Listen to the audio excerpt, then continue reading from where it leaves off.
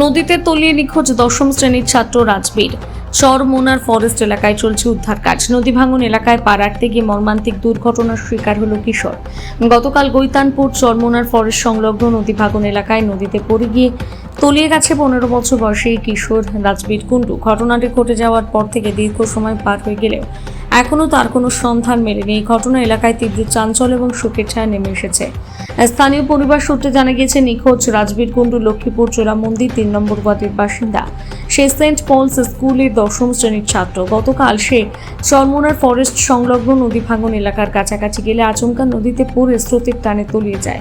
দুর্ঘটনার খবর পাওয়া মাত্র স্থানীয় বাসিন্দা এবং প্রশাসন উদ্ধার কাজে হাত বাড়ায়। গতকাল সারাদিন নদী সংলগ্ন এলাকায় ব্যাপক খোঁজাখুঁজি করে রাজবীরের কোনো হদিশ পাওয়া যায়নি। আজ সকাল থেকে স্থানীয় মানুষজন এবং প্রশাসনের বিপর্যয় মোকাবিলা দলের যৌথ উদ্যোগে উদ্ধার অভিযান চালানো হচ্ছে। দাদা, এখানে কি হয়েছে?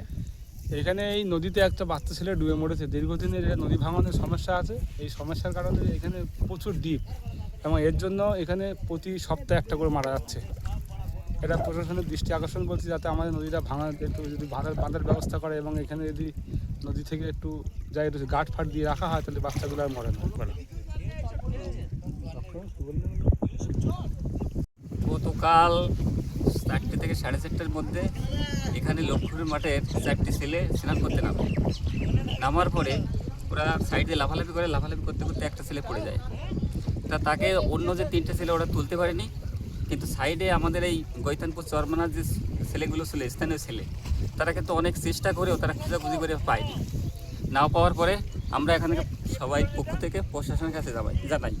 তা প্রশাসনের পক্ষ থেকে কালকের থেকেই খোঁজাখুঁজি শুরু হয়েছে, এখনও লাশ পাওয়া যায়নি। এখানে প্রতিনিয়ত মৃত্যু ঘটছে, মৃত্যুর সঙ্গে এখানে মানুষগুলো পাঞ্জা লড়ছে। এর প্রধান কারণ হচ্ছে বালিখাত। এই বালিখাত থেকে মানে পূর্ববর্তী সরকার, তৃণমূল সরকার লক্ষ লক্ষ টাকা এখান থেকে নেতারা নিয়ে গেছে, কিন্তু আমাদের মানার জন্য কিছু করে দেয়নি। আমাদের শুধু মৃত্যুর সাথে পাঞ্জা লড়ার জন্য রেখে গেছে। আজকে যদি বর্ষার আগে এখানে যদি না বাঁধা হয়, তাহলে আমরা গ্রামে কম করে 1200 লোক বসবাস করি। আমাদের এরপর আশ্রয়স্থান কোথায় হবে আমরাই বলতে পারি না।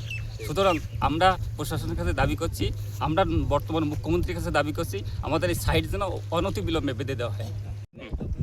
আমরা প্রশাসনের কাছে সব থেকে বেশি আবেদন করছি যে নদীটা খুব তাড়াতাড়ি যেন পাথর দিয়ে বাঁধানোর ব্যবস্থা করে। আর প্রশাসন যেন এখানে যে ফরেস্টটা আছে ওখানেই সবাই পিকনিকের জন্য আসে, ঘুরতে আসে।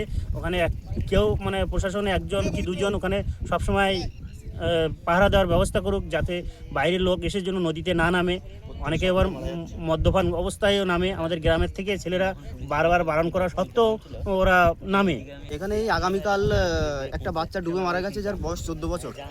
এখান থেকে 5 থেকে 7 দিন আগেও একটা বাচ্চা মারা গেছে। 5-7 দিনের মাথায় আজ কাল পরশু করে একটা বাচ্চা মারা গেল। প্রশাসনের কাছে আমাদের আবেদন যে নদী ভাঙনের ব্যবস্থা যেন খুব তাড়াতাড়ি যত সম্ভব যে প্রশাসনের দ্বারা নদীটা বাঁধিয়ে দেওয়া সম্ভব হয়। আর এই নদী ভাঙনের কারণে এই বাচ্চা কাচ্চা আসছে, নদীর ধারে এসে বসার ফলে এই বাচ্চা কাচ্চা ডুবে মারা যাচ্ছে।